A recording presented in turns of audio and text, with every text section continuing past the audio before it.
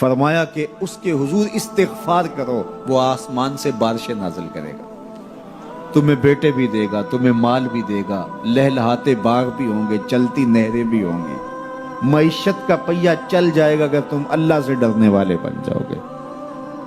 تو آج ہم کہتے ہیں یہ ہو فلاں ماہر اور فلاں شخص ہو تو پھر ہماری معیشت بہتر ہو سکتی ہے۔ اللہ نے کہا استغفار کرنا سیکھ لو، میں تمہارے لیے رحمتوں کے دروازے کھول دوں گا، رحمتوں کے در کشادہ کر دوں گا، پیچیدگیاں ختم ہو جائیں گی، مشکلیں آسان ہونے لگیں گی اگر تم اللہ سے ڈرنا سیکھ جو، اس کے حضور استغفار کرنا سیکھ جو۔ اور اگر تم ایسا نہیں کرو گے تو تمہارے اوپر نیچے سے عذاب نازل ہوگا۔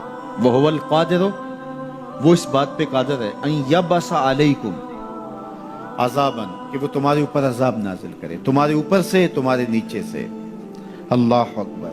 اوپر کا عذاب کیا ہے کہ آسمان سے پتھر برسیں، نیچے کا عذاب کیا ہے زلزلے آئیں، یا پھر زمین فصل دینا چھوڑ دے، زمین بنجر ہو جائے، یہ نیچے کا عذاب ہے۔ حضرت عبداللہ ابن عباس رضی اللہ تعالیٰ عنہ فرماتے ہیں اوپر کا عذاب یہ ہے تمہارے حکمران نااہل ہوں، اور نیچے کا عذاب یہ ہے تمہاری اولاد نافرمان ہو جائے۔ یہ اوپر اور نیچے کا عذاب ہے جس میں تمہیں مبتلا کر دیا جاتا ہے۔ یہ کب ہوتا ہے؟ جب تم اللہ کے حکموں کے نافرمان ہو جاؤ۔ جب چند لوگ اللہ کے نافرمان ہو جاتے ہیں تو پھر ان چند لوگوں کو انفرادی اذیتوں میں اور مشکلات اور پیچیدگیوں میں مبتلا کیا جاتا ہے۔ لیکن جب کوئی قوم من حیث المجموع اللہ کے حکموں کو توڑتی ہے اور اس کے حکام سے روح گردانی کرتی ہے تو پھر پوری قوم کو مشقتوں میں، اذیتوں میں، تکلیفوں میں مبتلا کر دیا جاتا ہے۔ اس کا علاج کیا بتایا؟ استغفار۔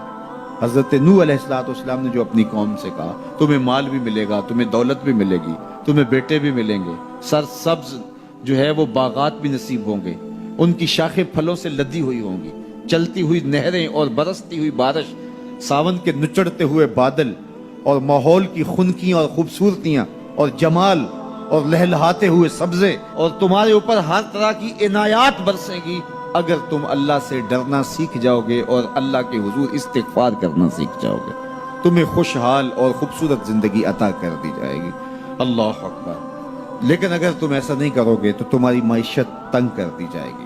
استغفار کریں، تقوی کے خوگر ہو جائیں، شکر کرنے کی عادت ڈالیں۔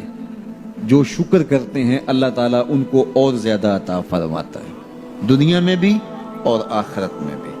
اس طرح دوسروں کی پریشانیاں دور کریں، اللہ آپ کی پریشانیاں دور کرے گا۔ بانٹنے کا مزاج پیدا کریں، آپ کے پاس جو بھی ہے بانٹ دیں، علم ہے تو بانٹیں، خوشیاں ہیں تو بانٹیں، آپ کے پاس دولت ہے تو لوگوں کے دکھ اس دولت سے دور کرنے کی کوشش کریں۔ جب آپ بانٹنا شروع کر دیں گے تو آپ کا رب آپ کو عطا کرنا شروع کر دے گا۔ یہ بات ہو نہیں سکتی کہ انسان کی زندگی میں مشکل نہ ہو۔ جب انسان کو پیدا کیا گیا تھا، اس کا خمیر گویا گیا تھا، تو 39 دن تک اس کے خمیر پر مٹی جو گوندی گئی تھی انسان بنانے کے لیے، اس پر 39 دن دکھوں کی بارش ہوئی تھی اور ایک دن خوشیوں کا می برسا تھا۔ تو انسان کی زندگی میں خوشیاں اور غم اس تناسب سے ہیں۔ لَقَدْ خَلَقْنَا الْإِنسَانَ فِي قَبْضٍ، انسان کی زندگی مشقتوں کا مجموعہ ہے، حالات کی تلخیوں کے سے مقابلہ کرنا پڑتا ہے۔ لیکن حالات مشکل ہو جائیں تو ان سے نکلنے کا راستہ کیا ہے؟ تو سنیے قرآن کیا کہتا ہے، وَمَن يَتَّقِ اللَّهَ يَجْعَل لَّهُ مَخْرَجًا وَيَرْزُقْهُ مِنْ حَيْثُ لَا يَحْتَسِبُ، جو اللہ سے ڈرنے لگ جاتا ہے، تقوی اختیار کر لیتا ہے، تو پھر اللہ تعالیٰ جل شانہ اس کے لیے مخرج پیدا کر دیتا ہے، یعنی اس مصیبت سے نکلنے کے اللہ راستے دیتا ہے۔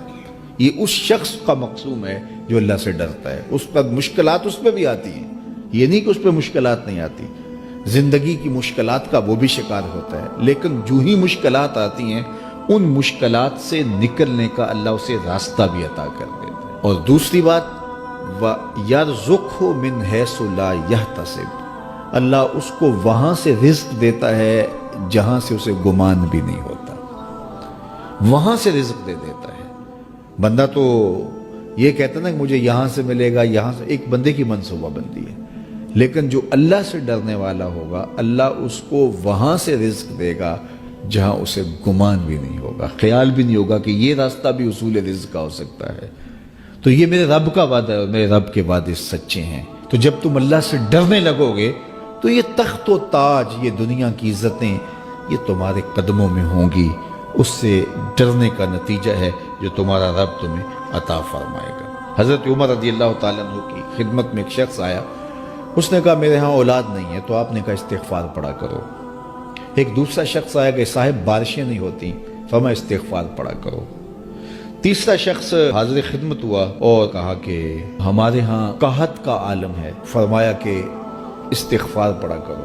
تو کوئی پاس بیٹھا تھا، اس کے اٹھ کے جانے کے بعد کہا کہ مختلف لوگ مختلف سوال لے کر آئے اور آپ نے ایک ہی جواب دیا کہ استغفار پڑھا کرو۔ تو کہا میں نے اپنی طرف سے تھوڑا دیا، یہ تو میرے رب کا فرمان ہے۔ کہا وہ کیسے؟ کہا سورہ نوح پڑھو، فَقُلْتُ اسْتَغْفِرُوا رَبَّكُمْ۔ حضرت نوح علیہ السلام نے اپنی قوم سے کہا کہ اپنے رب کے حضور استغفار کیا کرو، اِنَّهُ كَانَ غَفَّارًا۔ اس کا نتیجہ کیا ہے؟ جب تم استغفار کرو گے تو وہ تمہارے گناہ بخش دے گا۔ ایک تو فائدہ اس کا یہ ہوگا، وَيُرْسِلِ السَّمَاءَ عَلَيْكُمْ مِدْرَارًا، آسمان سے موسلادھار بارشیں بھی برسیں گی، وَيُمْدِدْكُمْ بِأَمْوَالٍ وَبَنِينَ، اور اللہ تمہیں استغفار کی برکت سے مالا مال بھی کر دے گا، وَبَنِينَ، اور تمہیں بیٹے بھی عطا کرے گا، وَيَجْعَلْ لَكُمْ جَنَّاتٍ وَيَجْعَلْ لَكُمْ أَنْهَارًا، تمہیں باغ بھی عطا کرے گا اور تمہیں چلتی ہوئی نہریں بھی عطا فرمائے گا۔ آج میں سمجھتا ہوں کہ پاکستانی قوم کو اجتماعی استغفار کی ضرورت ہے۔ آپ کے دریاؤں کا پانی سوکھ گیا، استغفار کریں گے اللہ تعالیٰ ان کو پانیوں سے مالا مال کر دے گا، بارشیں ہوں گی، قحط سالیاں دور ہوں گی، بے اولادوں کو استغفار سے اولاد نصیب ہوگی، اور معیشت کی بہتری جو ہے وہ استغفار کے ذریعے سے ہوتی ہے۔ تو یہ 5 چیزیں بیان فرمائیں، تو استغفار سے خوشحال زندگی کا تصور ابھرتا ہے۔